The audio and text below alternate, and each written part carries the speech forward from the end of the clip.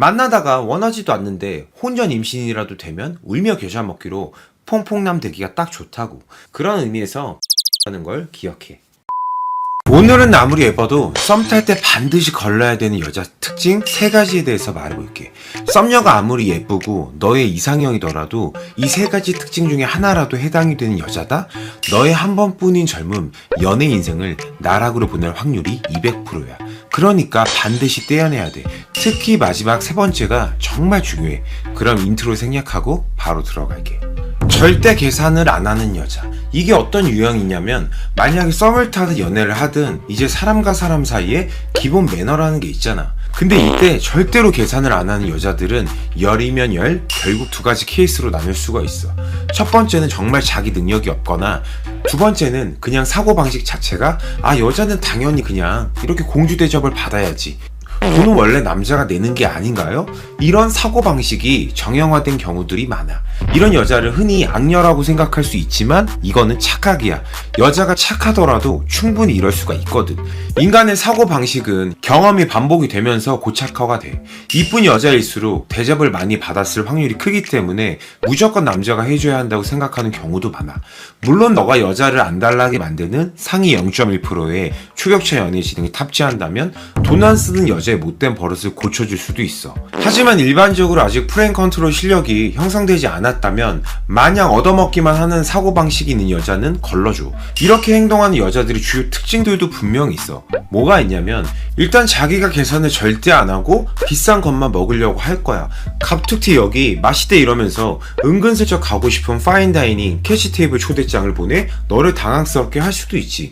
같이 식사를 하게 되었을 때 굳이 다 먹지도 못할 것들을 시키면서 낭비하는 경우도 있을 거고, 지금 머릿속에 뿅 하고 떠올렸던 여자들 있을 거 아니야.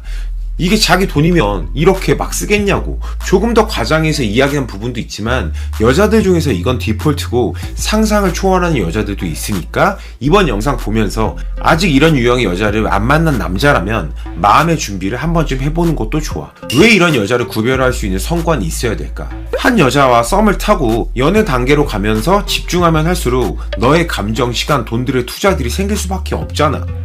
인간의 행동 패턴은 반복될 확률이 크기 때문에 비합리적으로 형성된 사고방식은 우리라는 이름으로 너를 괴롭힐 거야. 이 여자랑 잘 안된다고 해도 굉장히 피곤한 연애 라이프일 게 벌써부터 눈에 그려지잖아. 낭비하는 습관이나 내 돈이 아니니까 마음껏 쓰자라는 사고방식을 가지고 있는 이런 여자, 항상 얻어먹기만 하는 여자라면 만나다가 원하지도 않는데 혼전 임신이라도 되면 울며 겨자 먹기로 퐁퐁남 되기가 딱 좋다고. 그런 의미에서 비추한다는 걸 기억해.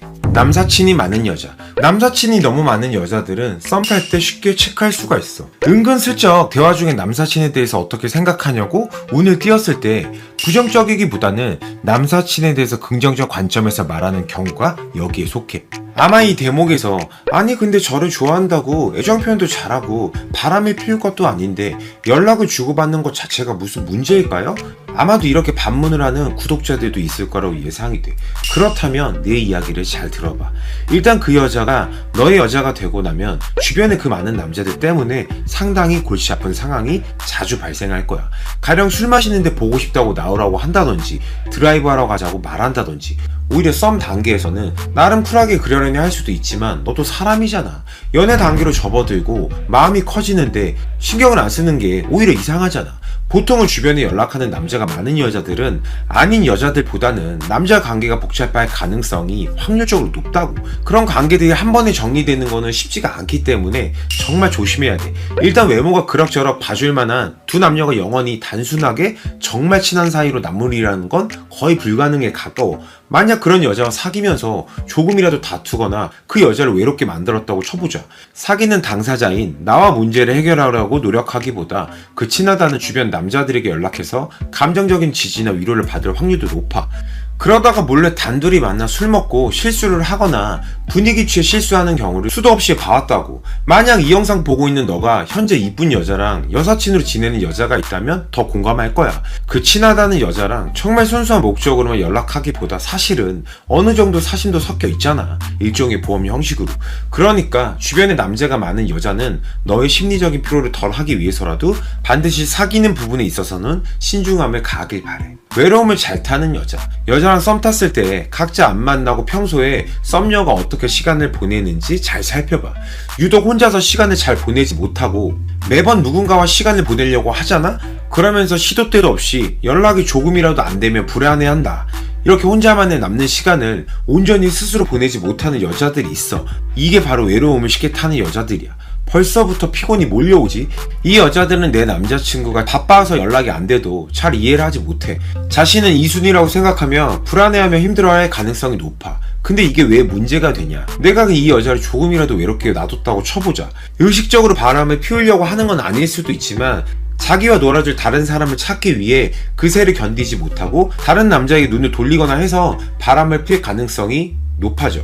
그러니까 만약에 썸녀가 있다면 이 여자가 외로움을 타는 여자인지 아닌지 체크를 해봐. 예를 들어 일적으로 너가 수일간을 바쁠 거라고 말을 해주고 여자가 혼자 있는 시간에는 어떻게 시간을 보내는지 파악해 보는 거야.